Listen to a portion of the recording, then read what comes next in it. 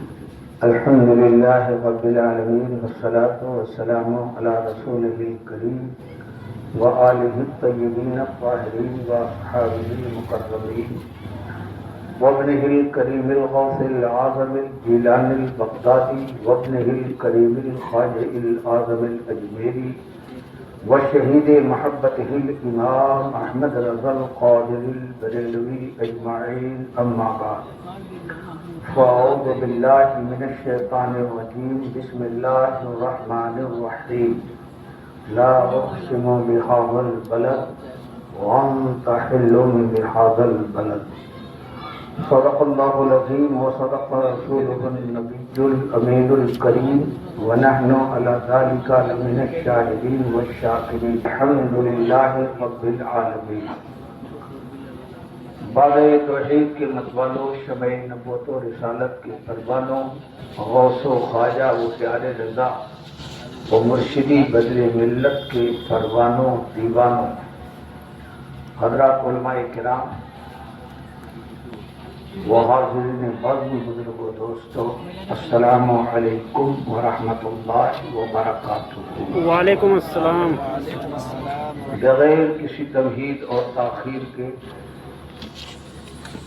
ہم سب مل جل کر اپنے حضور سراپا رحمت و نور، اللہ تعالیٰ کے حبیب، ہم بیماروں کے طبیب، گرتوں کو اٹھانے والے، ڈوبتوں کو ترانے والے، نامرادوں کے دامن کو گوہر مراد سے بھر دینے والے، بزم کونین کے اجالے، اللہ کے پیارے، ہم عاصیوں کے دونوں جہاں کے سہارے، گنبد خضرا کے مکین، رحمت للعالمین، محمد رسول اللہ صلی اللہ تعالیٰ علیہ وسلم کی بارگاہ رحمت میں، جناب نور میں بآواز بلند درود شریف کا نذرانہ تحفہ پیش کریں. اللہم صلی علی سیدنا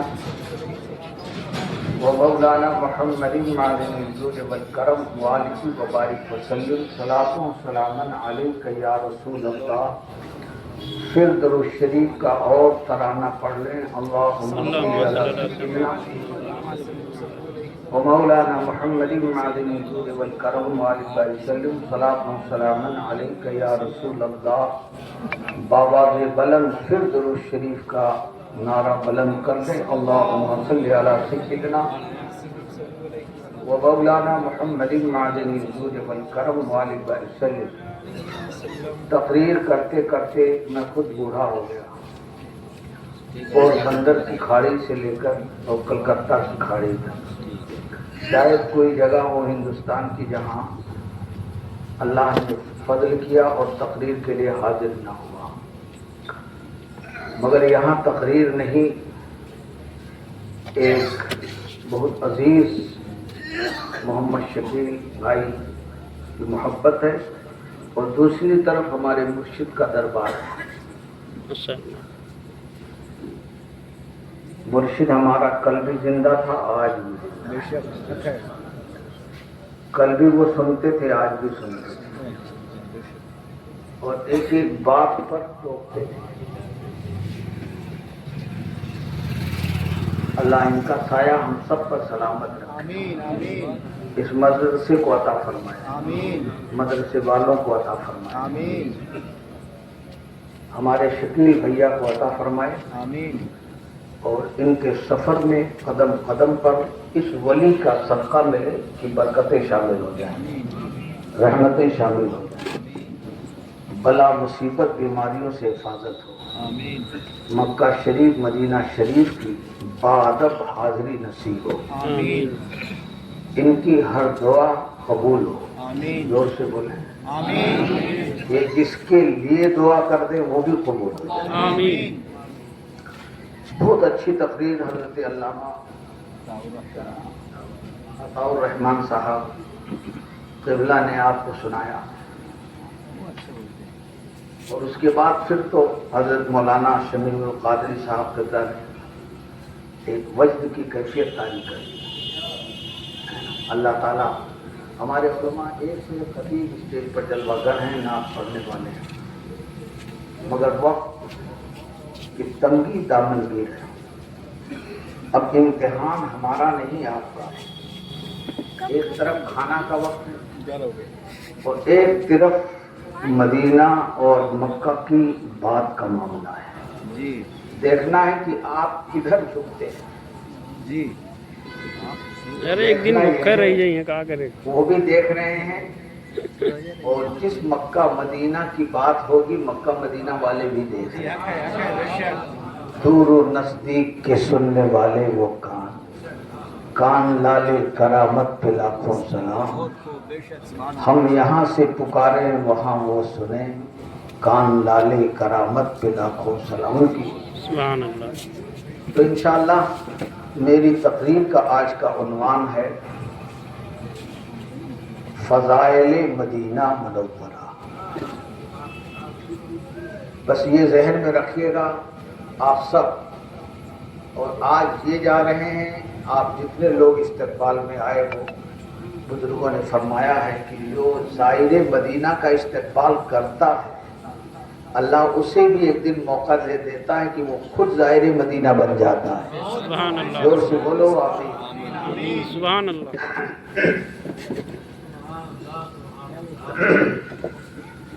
اس بات کو ذہن میں رکھیں اور خاص طور پر ہمارے عزیز محترم محمد شکیل بھائی جو زائر مدینہ اس وقت ہیں، کہ میں جو واقعہ بیان کرتا جاؤں گا وہ سب آپ اپنے دل میں اتارتے جانا، اسی کے مطابق وہاں چلنا ہے، وہاں رہنا ہے اور وہاں کے سارے ارکان پورے کرنے ہیں. مدینہ کیا ہے؟ اعلیٰ حضرت کے چھوٹے بھائی مولانا حسن رضا استاذ زمن فرماتے ہیں عجب رنگ پر ہے بہار مدینہ، عجب رنگ پر ہے بہار مدینہ کہ سب جنتیں ہیں نثار مدینہ. اور اعلیٰ حضرت فرماتے ہیں سبحان اللہ ہوتے کہاں خلیل و بنا کعبہ و منا، ہوتے کہاں خلیل و بنا کعبہ و منا لولاک والے صاحبی سب تیرے گھر کی. ثابت ہوا کہ جملہ فرائض فرو ہیں، اصل الاصول بندگی استاجور کی ہے. اصل الاصول بندگی استاجور کی ہے. کھائی قرآن نے خاکے گزر کی قسم، کھائی قرآن نے خاکے گزر کی قسم، اس کفے پاک کی حرمت پہ لاکھوں سلام. ہم غریبوں کے آقا پہ بے حد درود، ہم فقیروں کی ثروت پہ لاکھوں سلام. حاجیوں آؤ شہنشاہ کا روضہ دیکھو، حاجیوں آؤ شہنشاہ کا روضہ دیکھو. کعبہ تو دیکھ چکے، کعبے کا کعبہ دیکھو. غور سے سن تو رضا کعبے سے آتی ہے صدا، غور سے سن تو رضا. یہ ایک عاشق کے دل کی پکار ہے، ایک مومن کے دل کی یہ آواز ہے. مکہ شریف میں جب ایک عاشق رہتا ہے ارکان پورے ہونے کے بعد وہ اکھڑا نظر آتا ہے. اور اگر مدینہ شریف نہیں گیا ہے تو اکثر ملنے والوں سے کہتا ہے دعا کرو جلدی مدینہ چلے جائے، مگر مدینہ شریف میں رہنے والا کبھی نہیں کہتا، اکھڑا نہیں نظر آتا. مدینہ شریف کی فضاؤں میں وہ یکایت ہے، وہ برکت ہے. ایسا لگتا ہے کہ جیسے آپ اپنے گاؤں میں رہتے ہو اس سے زیادہ پیار آپ کو مدینے میں دیا جا رہا ہے. اس لیے کہ اللہ کا پیارا مدینے میں ہے، نبیوں کا پیارا مدینے میں ہے، رسولوں کا پیارا مدینے میں ہے، ہم سنیوں کا پیارا مدینے میں ہے، ہم عاشقوں کا پیارا زور سے بولو مدینے میں. اب قرآن شریف میں پہلے پڑھوں گا پھر حدیث شریف، اور یہ ساری چیزیں آپ یاد رکھو تاکہ کوئی بدعقیدہ وہابی دیوبندی تبلیغی شیعہ ملے تو آپ اس کے سامنے اپنے مذہب، اپنی سنیت کی بات بولو کہ مکہ کیا ہے اور مدینہ کیا ہے، مدینہ کیا ہے اور مکہ کیا ہے۔ حق یہ ہے سنیوں کہ اگر مدینہ نہ ہوتا تو مکہ کہاں سے ہوتا، مدینہ نہ ہوتا تو آسمان کہاں سے ہوتا، مدینہ نہ ہوتا تو زمین کہاں سے ہوتی۔ حضور کے صدقے میں تو سب کچھ منایا ہے۔ ہمارے آقا صلی اللہ علیہ وسلم کی حدیث ہے کہ اللہ کا ارشاد ہے لولا محمد و امتہ لما خلقت الجنت ولا النار ولا الشمس ولا القمر ولا ملکا مقربا ولا نبی مرسلا۔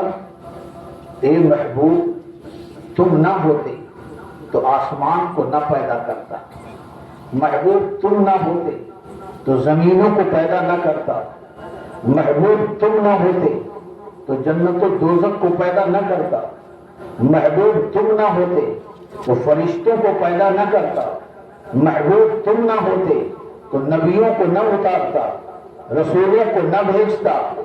لولا کا لما گھرت الربوبیہ، اے محبوب تم نہ ہوتے تو میں اپنا رب ہونا بھی، خالق ہونا بھی، مالک ہونا بھی ظاہر نہ کرتا۔ اعلیٰ حضرت اسی حدیث کی ترجمانی کرتے ہوئے مچل کے فرماتے ہیں یا رسول اللہ زمین و زماں تمہارے لیے، مکین و مکاں تمہارے لیے، چنین و چنا تمہارے لیے، بنے دو جہاں تمہارے لیے، ہم آئے یہاں تمہارے لیے، اٹھیں بھی وہاں تمہارے لیے۔ سبحان اللہ، سبحان اللہ۔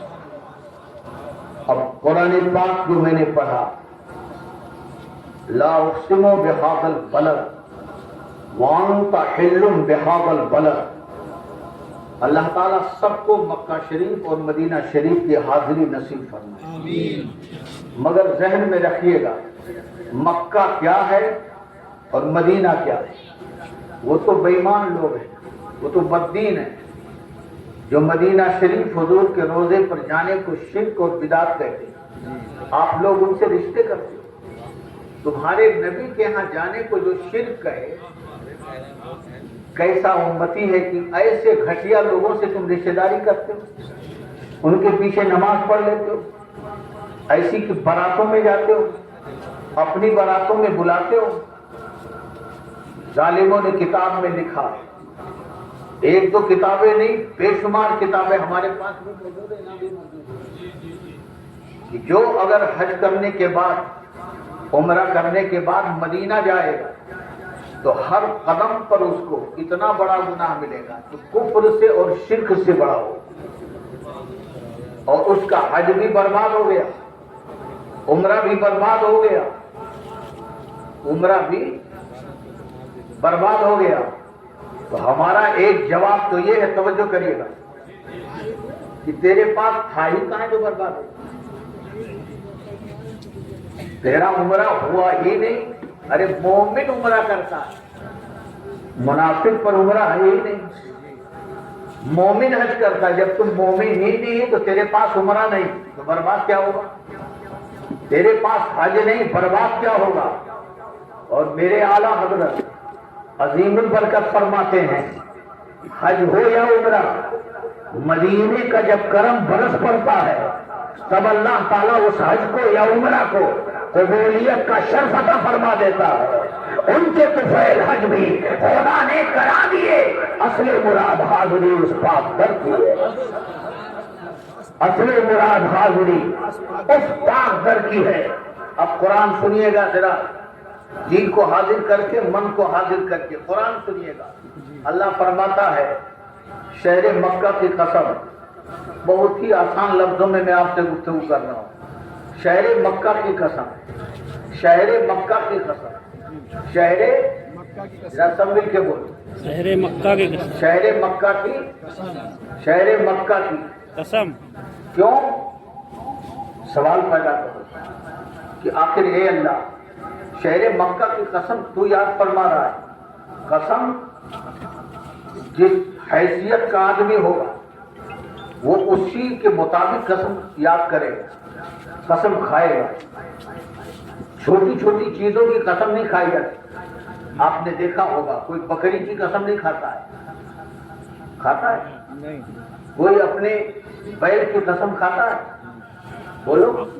اپنے گھر کی قسم. یہ سب چھوٹی چھوٹی چیزیں. آدمی حالانکہ وہ قسم نہیں ہے, اس کی نگاہ میں اس کا اکلوتا بیٹا ذرا پیارا ہے تو اس کے سر پر ہاتھ رکھ کر کے کہتا ہے میرے بیٹے کی قسم. اس کے نگاہ میں وہ بیٹا عزیز اور قیمتی ہے, اور آگے بڑھتا ہے تو کہتا میرے باپ کی قسم. حالانکہ یہ قسم شرعی نہیں ہے, میری ماں کی قسم. انوار احمد قادری آپ کو سمجھانا یہ چاہتا ہے کہ قسم کھانے والا کوئی معمولی چیز کی قسم نہیں کھاتا. اس کی نگاہ میں جو عظیم ہو, اس کی نگاہ میں جو قیمتی ہو, اس کی نگاہ میں جو محبوب ہو, اس کی نگاہ میں جو عزیز ہو, اس کی قسم کھاتا. اب اگر بات یہاں تک آئی, سمجھ میں آ گئی, اس مقام تک اگر آپ آ گئے ہیں تو سمجھنے میں آسانی ہوگی. اللہ اللہ اللہ سارے مالکوں کا مالک, مالک یوم الدین ہو کر, خالق کل ہو کر, نبیوں کا خالق ہو کر, خود ہمارے نبی کا خالق ہو کر اگر وہ کسی چیز کی قسم یاد کر رہا ہے تو آپ غور کرو کہ وہ کتنی قیمتی چیز ہوگی, وہ کتنی عزیز چیز ہوگی, وہ کتنی محبوب چیز ہوگی. اور اللہ جس چیز کی قسم کھا رہا ہے وہ محبوب نہیں ہے, محبوب نہیں ہے. محبوب کا تلوا جہاں لگ گیا ہے اس مٹی کی قسم اللہ یاد فرما رہا ہے. سبحان اللہ. بھائی قرآن کھا کے گلر کی قسم, اس کفے پاک کی حرمت کی قرب, حرمت پہ لاکھوں سلام. اب آپ نتیجہ نکال لو, جہاں مصطفیٰ کا محبوب کا قدم لگ گیا وہ جب اتنا عزیز ہے تو محبوب کا وہ قدم کتنا عزیز ہوگا, محبوب کا وجود کتنا عظیم ہوگا, اور خود وہ محبوب کتنا عزیز ہوگا. جبھی تو فرماتا محبوب یہ سارا عالم ہم نے تمہارے خاطر پیدا فرمایا. اچھا ایک بات عرض کروں, کعبہ کی قسم اللہ تعالیٰ نے کیوں یاد کیا؟ کعبہ مکہ کی قسم کیوں یاد کیا؟ کعبہ کی وجہ سے نہیں. کعبہ کتنا باعظمت گھر ہے نا, کعبہ کتنا باعظمت گھر کہ جب جاؤ, حدیث مبارکہ میں ہے کہ پہلی نظر جب پڑتی ہے کعبہ پہ, اسی لیے بہت سبر کے اس وقت جانا چاہیے. پہلی نظر جب کعبہ پر, یہ سب چیزیں سیکھتے جائیے, یہ ٹریننگ ہے. کعبہ پر جب پہلی نظر پڑے تو ہمارے حضور پرنور صلی اللہ علیہ وسلم ارشاد فرماتے ہیں اس وقت جو مانگو گے وہ دعا قبول ہو جاتی ہے. سبحان اللہ, سبحان اللہ. اور پہلی نظر پڑتے ہی, دوسری حدیث مبارک, پہلی نظر پڑتی کعبہ میں اللہ نے وہ شان رکھی ہے, کعبہ میں اللہ نے وہ شان رکھی ہے. پہلی نظر پڑتے ہی کعبہ سارے گناہوں کو دھل دیتا ہے. یہاں تک کتابوں میں ہے وہ بندہ ایسے ہو جاتا ہے جیسے آج ہی ماں کے پیٹ سے پیدا ہوا. اللہ اکبر, آج ہی وہ ماں کے پیٹ سے پیدا ہوا, اس کے پاس کوئی گناہ نہیں ہے, ساری دعا قبول. اسی لیے پہلی نظر جب پڑے تو پوری تیاری کے ساتھ بزرگوں نے اپنے اپنے انداز سے پہلی دعا کیا مانگے, کیسے مانگے, انہوں نے لکھا. لیکن میرے اعلیٰ حضرت کی تحریر کا خلاصہ یہ ہے کہ جب پہلی نظر پڑے, پہلی نظر پڑے تو ایمان پر زندہ, ایمان پر موت. اور جو دعا میں کروں اللہ میرے قبول فرما دے گا. جو دعا میں کروں اس کے بعد سب قبول کر لینا. اب یہیں پر اگر یہ حاضر ہو تو عرض کرنا چاہوں گا کہ ہمارے نبی کا گنبد خضرا وہ کعبے کا بھی کعبہ ہے.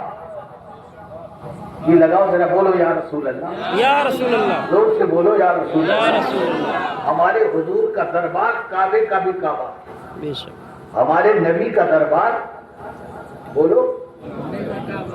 حضرت عبد المطلب فرماتے ہیں خصائص کبریٰ میں, مدارج النبوت میں, بے شمار کتابوں میں, حدیث کی کتابوں میں یہ حدیث موجود. جب ہمارے اور آپ کے نبی پیدا ہوئے, ہمارے اور آپ کے رسول جب پیدا ہوئے, حضرت عبد المطلب کو والدہ ماجدہ نے ایک سفید کپڑے میں ملبوس کر کے آپ کے گود میں دیا. ابھی پیدا ہوئے کسی وقت ہوا، اور عرب کے دستور، عرب کے مزاج کے مطابق غم ہو یا خوشی، بچہ پیدا ہو یا کہ کوئی میت، تو اس کو کعبہ کا طواف کراتے تھے، کعبہ میں لے کر کے آتے تھے۔ یہ پہلے سے دستور تھا، پہلے سے یہ دستور تھا۔ یہ مشرک بھی یہ کام کرتے تھے، توجہ رکھیے، جو کافر تھے وہ بھی کرتے تھے، اور جو مومن تھے، بولو اب عقیدے کی بات سمجھانا ہے مجھے، کہ کافر بھی کرتے تھے اور مومن بھی کرتے تھے۔ خوشی اور غم کے موقع پر کعبہ کا طواف، پتہ کیا چلا کہ کعبے کا طواف یہ ایمان کی علامت نہیں بن پائی، کہ جو طواف کرے وہ مومن ہی ہو۔ بولو، جو طواف کرے وہ مومن ہی ہوگا، لیکن قسم خدا کی، جو مدینہ شریف میں آقا کی بارگاہ میں ادب کے ساتھ حاضر ہو وہ مومن ہی انشاءاللہ ہوگا۔ اب حضرت عبد المطلب ہمارے آقا صلی اللہ علیہ وسلم کو لے کر طواف کعبہ کے لیے چلے، جو ریت اور رسم تھا، بزرگوں کا طریقہ تھا، کعبہ کے طواف کے لیے حضور کو لے کر چلے گود میں، سفید کپڑوں کے اندر حضور ملبوس ہیں، اور جب چاہے زمزم سے پہلے جہاں صفا مروہ کے بیچ میں جب پہنچے تو حضرت عبد المطلب کبھی چلتے کبھی رکتے، کبھی چلتے کبھی رکتے، یہ دادا جان ہے ہمارے حضور کی۔ حضرت عبد المطلب سوچتے ہیں کہ میں کہیں دھوکے میں تو نہیں ہوں، کیا دھوکے میں؟ خصائص کبریٰ میں، مدارج النبوت میں، اور بھی حدیث کی بہت سی کتابوں میں یہ روایت موجود ہے۔ حضرت عبد المطلب فرماتے ہیں میں نے دیکھا کہ کعبہ میری طرف جھکتا چلا جا رہا ہے، کعبہ میری طرف جھکتا چلا جا رہا ہے، کعبہ میری طرف جھکتا چلا جا رہا ہے، کعبہ میری طرف جھکتا چلا جا رہا ہے۔ مطلب یہ تھا زمانے والوں، ایمان والوں، ساری دنیا کا کعبہ تو خانہ کعبہ ہے، سارے عالم کا کعبہ تو خانہ کعبہ ہے، نبیوں کا قبلہ تو خانہ کعبہ ہے، رسولوں کا کعبہ تو خانہ کعبہ ہے، مشرق مغرب شمال جنوب والوں کا کعبہ تو خانہ کعبہ ہے، مگر کعبہ کے کعبہ محمد رسول اللہ صلی اللہ علیہ وآلہ وسلم ہے۔ غور سے سن تو لگا، کعبے سے آتی ہے صدا، میری آنکھوں سے میرے پیارے کا روزہ دیکھو، حاجیوں آؤ شہنشاہ کا روزہ دیکھو، کعبہ تو دیکھ چکے، کعبے کا کعبہ دیکھو۔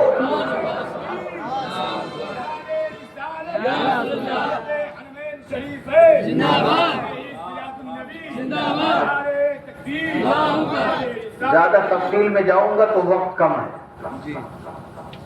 ہمارے حضور کی یہ شان ہے کہ کعبہ بھی ہمارے حضور کے سامنے جھک رہا ہے۔ ایک حدیث مبارکہ میں ہے، میں نے اپنی کتاب انوار البیان میں یہ حدیث نقل کیا ہے کہ قیامت کے دن ایمان سمٹ کر کے مدینے میں آ جائے گا پوری دنیا کا، تو کعبہ بھی اپنے جاہ و جلال کے ساتھ ہمارے حضور کے دربار میں حاضر ہوگا۔ آئے آئے بولو زور سے۔ ان بدعقیدوں کے عقل پر پتھر پڑا ہے جو کہتے ہیں کہ مدینہ سے مکہ افضل ہے، مدینہ جانے کی ضرورت نہیں، تو اس کا جواب میں نے ابھی آپ کو سکھا دیا۔ صحیح بات ہے، تجھے جانے کی ضرورت نہیں، مومن کو ضرورت ہے نا جانے کی۔ جی بولو، کس کو جانے کی ضرورت ہے؟ زور سے۔ کافر کو جانے کی ضرورت نہیں ہے، اسے تو مکہ میں بھی جانے کی ضرورت نہیں ہے۔ ہمارے حضور کے قدم پڑے تو قرآن فرماتا ہے، قرآن ہے، اللہ نے اس شہر، اس زمین، اس مٹی کی قسم یاد کیا جس کی دلیل قرآن میں وانتا حل بہذا البلد، اے محبوب یہ شہر پاک نے تیرے قدم کو چوما ہے۔ سبحان اللہ۔ اب جی حاضر ہو تو پھر عرض کرنا چاہوں گا، جی سبحان اللہ۔ حضور کا قدم پڑا، کتنے سال تک ہمارے حضور مکہ میں رہے کہ مکہ اس شان کا ہو گیا کہ اللہ نے اس شہر کی قسم یاد کر لی۔ کتنے دن رہے؟ توجہ کرو، میں آپ کو مدینہ لے چلنا چاہتا ہوں اور مدینہ کے صدقے میں انشاءاللہ جنت میں جائیں گے انشاءاللہ۔ تو آپ اندازہ لگائیں کہ اللہ نے شہر مکہ کی قسم یاد کیا، قرآن کی آیت ہے۔ کیوں؟ اس شہر نے میرے نبی کے قدم کو چوما، میرے نبی نے اس شہر میں قدم رکھ دیا، وہ شہر میرے نبی کا ہے، اس میں میرے نبی چلتے تھے، پھرتے تھے، آتے تھے، جاتے تھے، قیام کرتے، سوتے تھے، تو وہ شہر ایسا ہوگا۔ کتنے سال تک یہ ہوا؟ 53 سال تک تقریباً۔ کتنے سال؟ سب بولو، یاد ہو جائے۔ ہمارے حضور مکہ میں کتنے سال رہے؟ زور سے، کتنے سال؟ 53 سال۔ 53 سال۔ پھر ہمارے حضور کو حکم ہوا ہجرت کا، ہمارے حضور وہاں سے ہجرت کر کے مدینہ شریف تشریف لائے۔ مدینہ شریف 10 سال تک مدینے میں چلتے پھرتی زندگی تھی ہمارے نبی، 10 سال، اور تقریباً 1447 سال ہو چکے۔ 1400 میرے حضور کا پورا وجود مدینے میں ہے۔ اب جہاں میں لے جانا چاہتا تھا وہاں پہنچ گئے ہوں گے کہ جب نبی کا قدم پڑا 53 سال تک، حالانکہ وہ قدم پھر اڑ گیا، پھر وہ قدم وہاں نہیں رہا، حضور کا قدم وہاں نہیں رہا، حضور وہاں نہیں رہے، تو مکہ اتنی شان والا ہو گیا۔ اس 53 سال میں قدم پڑنے کی وجہ سے اب سوچو مدینہ کی شان کا عالم کیا ہوگا، جہاں 1447 سال سے میرے نبی اور 10 سال ملاؤ تو 1453 سال تک ہو گئے۔ میرے آقا کا صرف قدم نہیں، پورا وجود گنبد خضرا میں موجود نظر آ رہا ہے۔ اسی کو تو اعلیٰ حضرت فرماتے حاجیوں آؤ، اب مکہ میں تو قدم اڑ چکا ہے، مدینہ آؤ، کعبے کا کعبہ دیکھنا ہے۔ کعبہ تو مکے کے اندر ہے اور کعبے کا کعبہ مدینے کے اندر ہے۔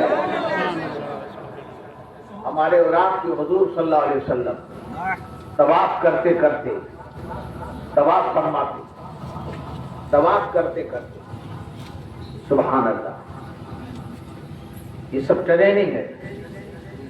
میرے سرکار صلی اللہ علیہ وسلم نے ایک پتھر کی طرف اشارہ کیا۔ حدیثوں کو میں مختصر کر کے آپ تک ماحصل پہنچا رہا ہوں۔ ایک پتھر کو میرے حضور نے سلام کیا، کیا کیا؟ سلام، اور کعبے کے اندر نصب فرمایا۔ ہمارے حضور نے سلام کیا، حضور نے کس کو سلام کیا؟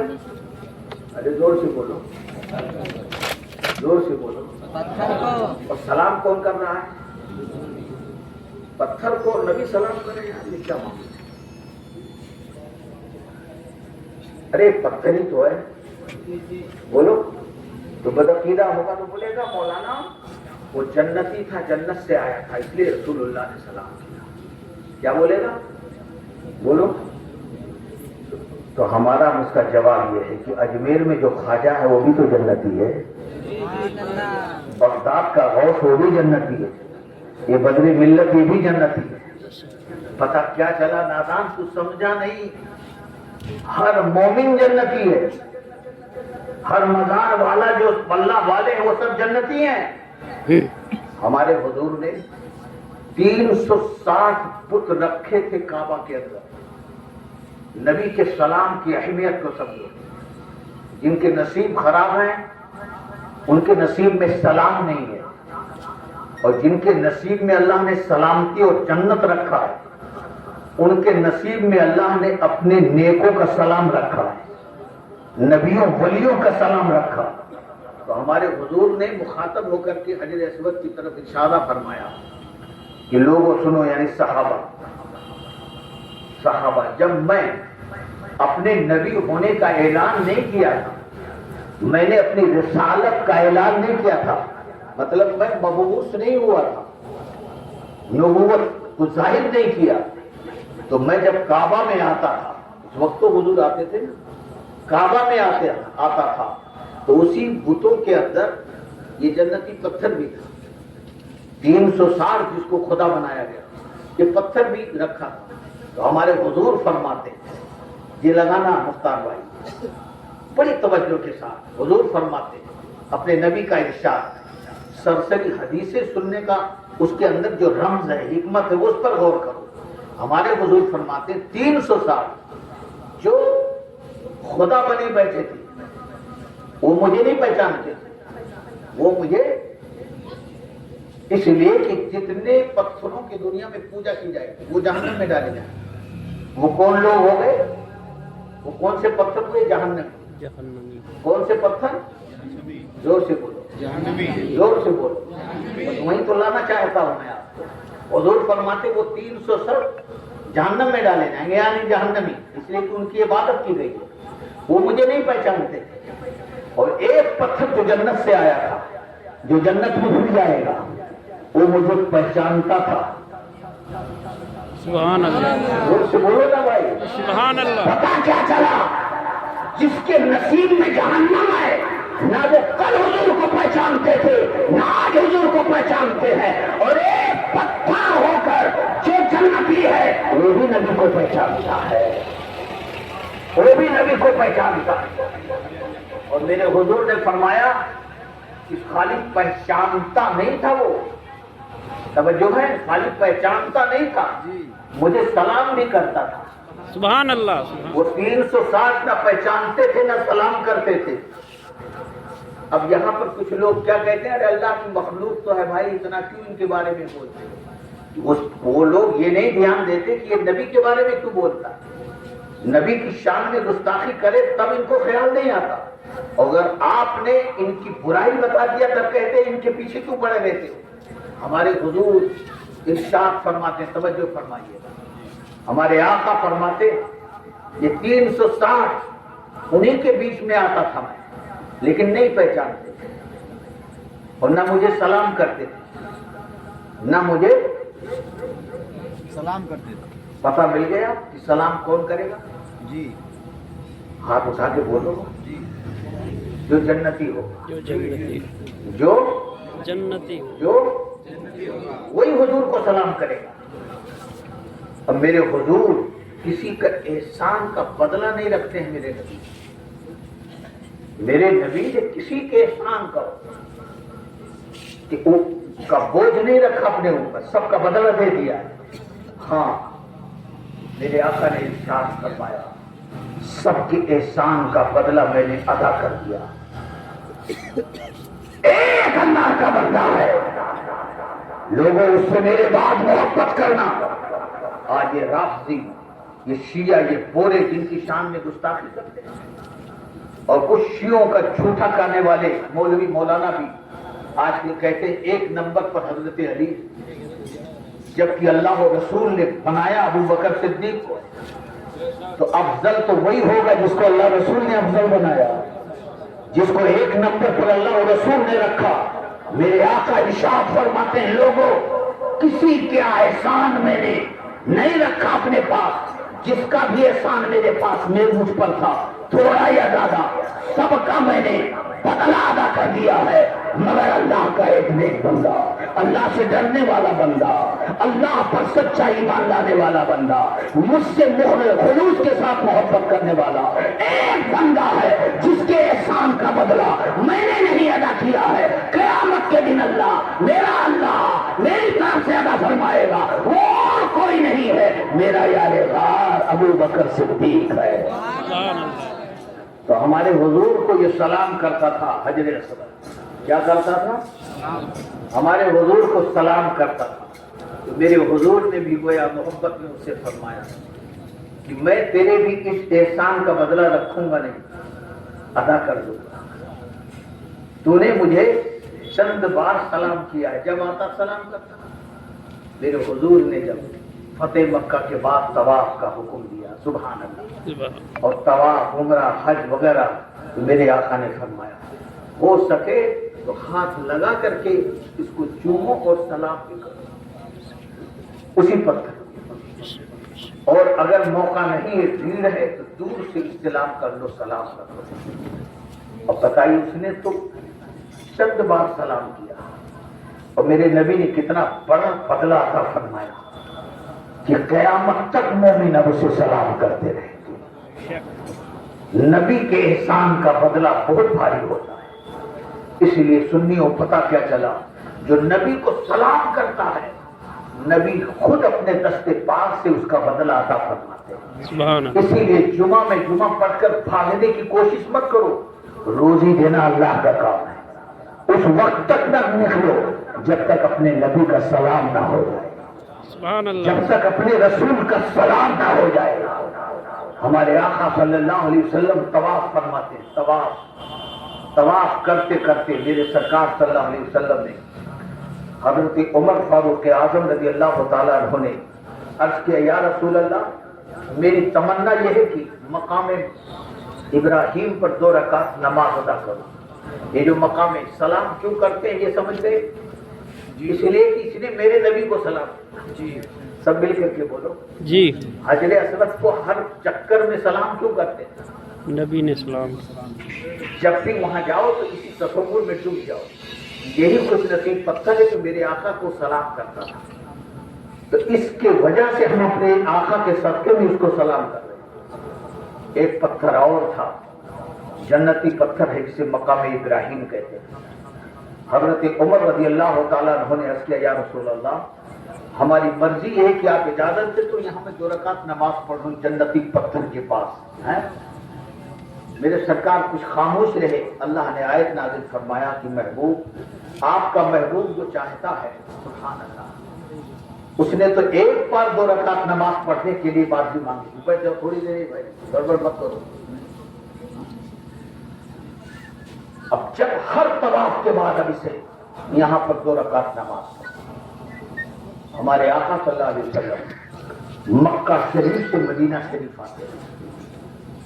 مکہ شریف سے مدینہ شریف, ساتھ میں حضرت ابو بکر صدیق رضی اللہ تعالیٰ عنہ.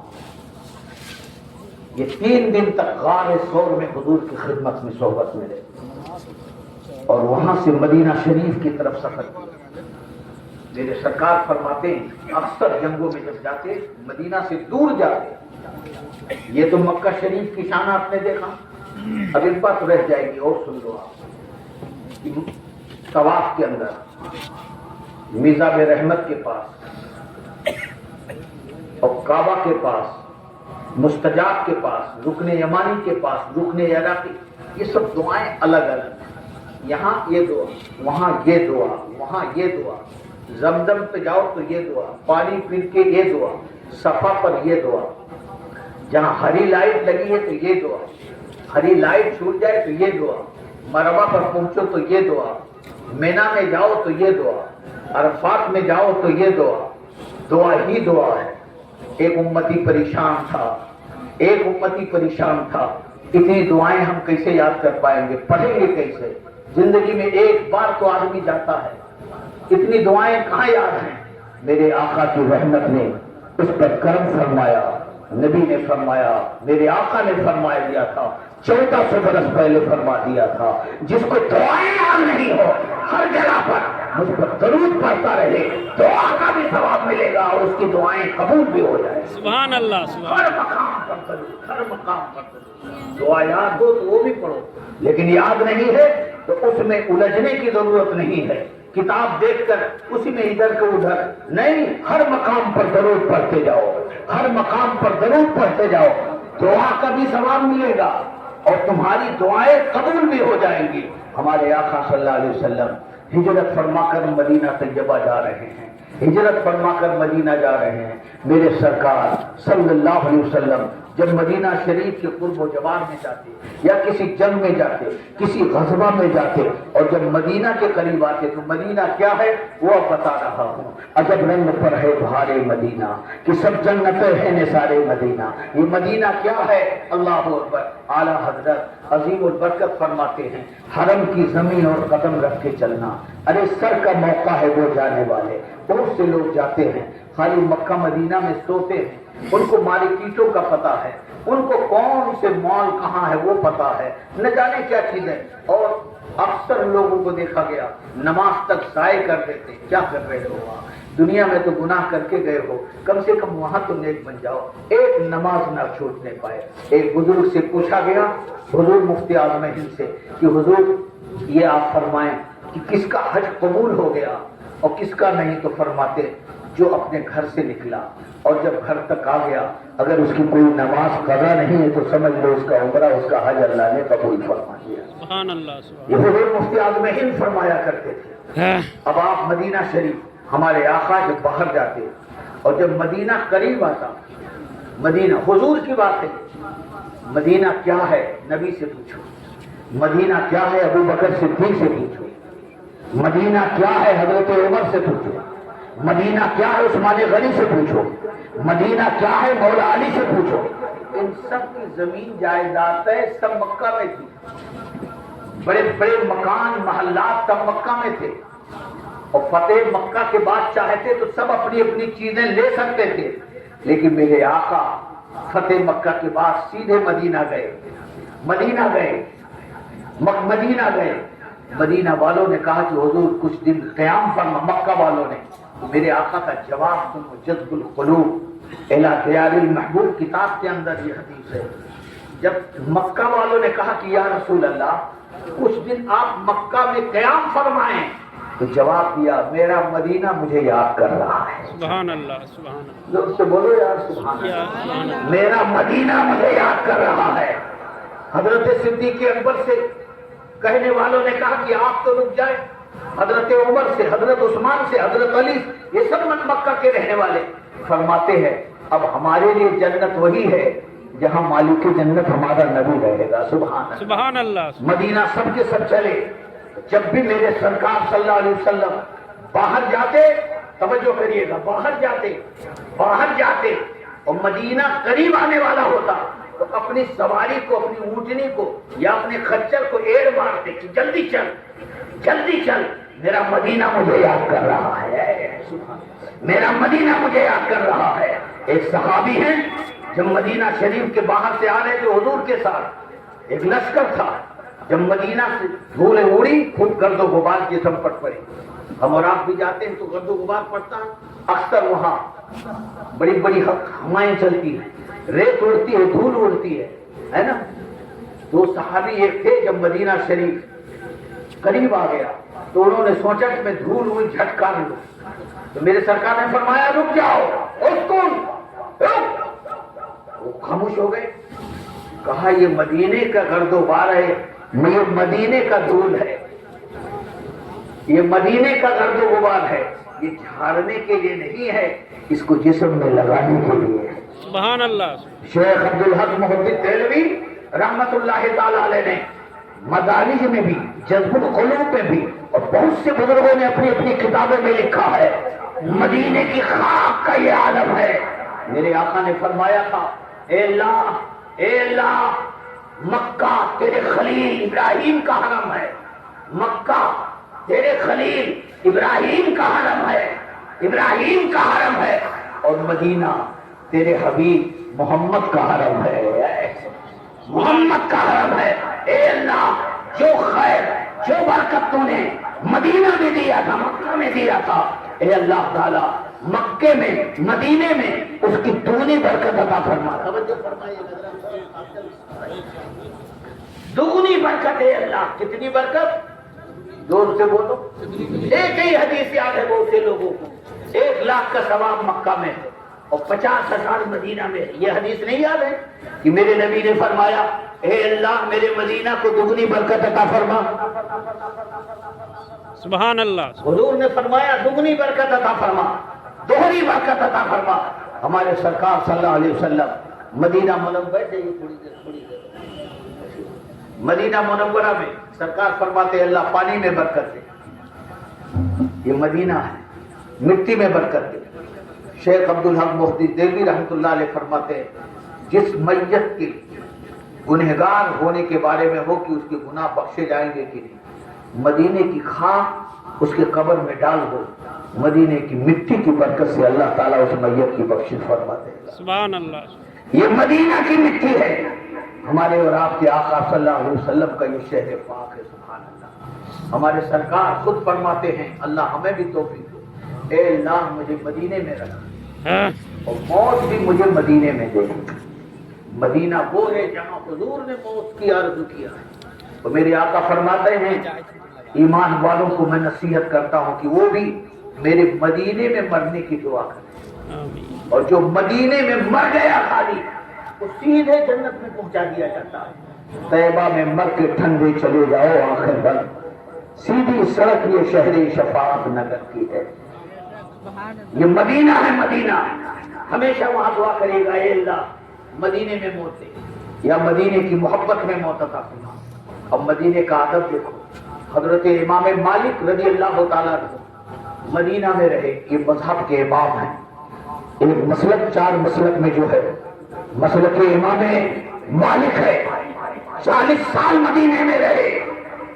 ہم عاشق لوگ ہیں، سنی عاشق ہوتا ہے، اللہ والوں کا مزار دیکھ کے سر جھک جاتا ہے، کوئی اللہ والا دیکھے تو اس کے قدم پر سر رکھ دیتا ہے، اس لیے کہ وہ اللہ والوں کے ذریعے اللہ کا کرم تلاش کرتا ہے، اللہ کی رحمتیں تلاش کرتا ہے۔ حضرت سیدنا امام مالک، ان کے شاگردوں نے کہا کہ حضور آپ ہمارے ساتھ چلیں مکہ میں حج کرنے یا عمرہ کرنے، آپ کے صدقے میں ہمارا حج عمرہ قبول ہو جائے گا۔ اس سے ایک مسئلہ یہ بھی نکلا کہ ہمارے اسلاف بزرگوں کا طریقہ تھا کہ اللہ والوں کے ساتھ حج یا عمرہ کرنے جانا چاہیے، ان کے صدقے میں اللہ جو کمی ہوگی وہ پوری کر دے گا۔ حضرت امام مالک نے اپنے شاگردوں کو جواب دیا، ایک مرتبہ حج فرض تھا وہ میں نے ادا کر لیا، جینا چاہتا ہوں تو مدینے میں اور مرنا چاہتا ہوں تو مدینے میں۔ اگر کہیں گیا مکے میں حج یا عمرہ کے لیے موت آ گئی تو میرے پیارے رسول کا پیارا شہر چھوٹ جائے گا۔ عجب رنگ پر ہے بہار مدینہ کہ سب جنتیں ہیں نثار مدینہ۔ تفصیل روح البیان میں ایک واقعہ ہے، اس واقعے کو جب میں نے 15-16 سال پہلے تعارف شریعہ تھے، حضرت بحر العلوم تھے مدینہ شریف میں، ایک محفل میں بیان کیا تو حضرت بحر العلوم اچھل کر کے میرا پیشانی چھو گیا۔ حضرت سلیمان علیہ السلام، مدینہ کیا ہے یہ آخری بات۔ مولانا شمیم صاحب آپ کو جلدی کھانا کھلانا چاہتے ہیں، سبحان اللہ۔ حضرت سلیمان علیہ السلام نبی ہے اور دنیا کے عظیم بادشاہ بھی ہیں۔ اللہ نے ان کے ماتحت ہوا، پانی، جنات، انسان سب کو کر، چرند پرند سب ان کے ماتحت تھے۔ وہ تخت پر بیٹھتے سلیمان علیہ السلام۔ لوگ کہتے ہیں آج سائنس نے بڑی ترقی کیا، ہوائی جہاز میں اڑتا ہے۔ ارے اللہ والوں نے تخت پر بیٹھ کر کے اڑایا بھائی، یہ ہمارے تمہارے بزرگ تھے، کہاں دوسرے کی طرف نگاہ لگا رہے۔ حضرت سلیمان علیہ السلام تخت پر سوار ہے، تخت ہوا میں اڑ رہا ہے، آپ کے وزیر، آپ کے صحابی، آپ کی امت کے ولی سب اس پر بیٹھے ہوئے ہیں، تخت اڑ رہا ہے ہوا میں۔ ایک مقام آیا، حضرت سلیمان علیہ السلام نے ارشاد فرمایا، توجہ کریے گا، سلیمان علیہ السلام کا زمانہ حضور کے ظاہری زمانے سے ہزاروں سال پہلے کا زمانہ، سلیمان علیہ السلام۔ اس وقت مدینہ نہیں، اس وقت شہر نہیں ہے، اس وقت آبادی نہیں ہے، کوئی انسانوں کا گزر نہیں ہوا۔ سلیمان علیہ السلام تخت پر اپنے ساتھیوں کے ساتھ سفر فرما رہے، گزرتے گزرتے ایک مقام آیا، حکم ہوا تخت زمین پر اترو۔ حضرت سلیمان علیہ السلام تخت نیچے اترا، سلیمان علیہ السلام نے پاؤں سے نالین اتارا، جوتی اتاری۔ کون سی جگہ ہے؟ خارقہ۔ کون سی جگہ ہے؟ پہاڑوں کا۔ کون سی جگہ ہے؟ جنگلوں کا۔ کون سی؟ ارے سمجھو کہ مدینہ کیا ہے یار، سمجھو، بتانا یہ ہے۔ حضرت سلیمان اللہ کے نبی نے ہاتھ مانگ کر سر نیچی کر کے پیدل جوتی مبارک نالین اتار کر، اب جب نبی چلے تو سارے ان کے ساتھی جو ان کے ساتھ بہادر چلے، وہ علاقہ گزر گیا، اب تخت پر بیٹھے، وہ علاقہ نکل گیا۔ تخت جب تخت پر بیٹھے پھر تخت کو حکم ہوا، اس نے ہوا میں پرواز کیا۔ پوچھنے والوں نے پوچھا، اے اللہ کے نبی یہ تو بتائیں، یہاں کوئی ایسی چیز تو نہیں دکھ رہی تھی جس کا ادب کیا جائے، یہاں کوئی ایسا مقام نہیں دکھ رہا تھا جس کا ادب کیا جائے۔ آخر اللہ کے نبی سلیمان ہوائیں جن کا ادب کریں، فضائیں جن کا ادب کریں، جنات جن کا ادب کریں، انسان جن کا ادب کریں، چرند و پرند جن کا ادب کریں، اور اللہ کا نبی اس جگہ پر اتنے ادب کے ساتھ گزرا تو حضرت سلیمان جواب دیتے ہیں، لوگوں تم کو نہیں معلوم کہ یہ کون سی جگہ ہے، جب میرا تخت اس جگہ کے اوپر سے گزرنے والا تھا، آواز آتی سلیمان ادب کا مقام آ رہا ہے، سلیمان ادب کا مقام آ رہا ہے۔ فوراً سمجھ گیا، تم کو پتا نہیں یہ جگہ کون ہے۔ آج یہ جنگل نظر آ رہا ہے، آج پہاڑی نظر آ رہی ہے، آج پتھر نظر آ رہے ہیں، آج کانٹے نظر آ رہے ہیں۔ ایک زمانہ آئے گا یہاں سے ایک شہر آباد ہوگا جسے مدینہ منورہ کہا جائے گا، اور اس شہر میں صرف انسانوں کا امام نہیں، ہم نبیوں کا امام جلوہ گر ہوگا، رسولوں کا امام جلوہ گر ہوگا۔ حاجیوں، شہنشاہ کا روزہ دیکھو، کعبہ کو دیکھ چکے، کعبے کا کعبہ دیکھو، غور سے سنتے رہا، کعبے سے آتی ہے صدا، میری آنکھوں سے میرے پیارے کا روزہ دیکھو۔ اللہ تعالیٰ مدینے کا سفر عطا فرمائے اور ادب والا سفر عطا فرمائے، احترام والا سفر عطا فرمائے۔ وقت تمام ہوا اور مدح باقی ہے۔ ایک سفینہ چاہیے اس بحر بے گناہ کے لیے۔ وما علینا الا البلاغ۔ السلام علیکم ورحمۃ اللہ وبرکاتہ۔